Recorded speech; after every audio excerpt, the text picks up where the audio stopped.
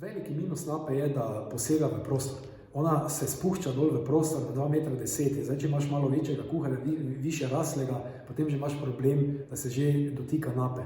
Pri napah je tudi vedno tako, da ogromno tega zraka, ki se ustvarja pri kuhanju, uhaja mimo nape. Se pravi, ne gre skozi napo ven na prostor, kar je osnovni namen nape.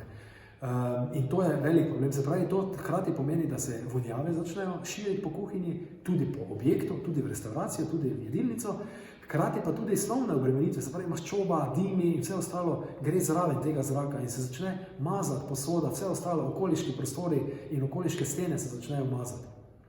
Pri stropu tega ni. Strop je na višji višini, svetel je in strop zajema kompletno količino zraka, se pravi, dosti lepše, prijetneje je delo, zaradi tega, ker enostavno nimaš občutka, da te bo nekaj stisnilo po glavi, ampak imaš občutek nekega večjega volumna.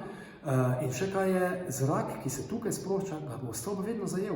Ne glede na to, če ga ne bo zajel konkretno nad mestom kuhanja, ga bo pa zajel naslednji filter. Se pravi, pri stropu ni težav, da ne bi ustrezno odpeljal vseh produktov kuhanja na prosto, oziroma na zven. To mislim, da je glavna stvar.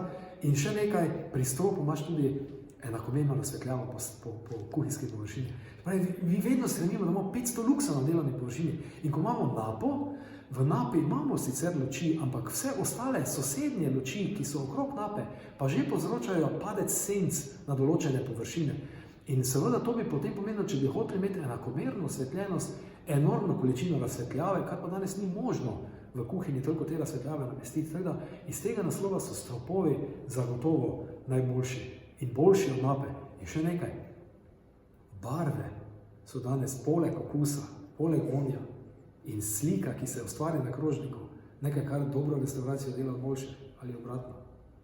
In kar dejansko pokaže, katera restauracija je top.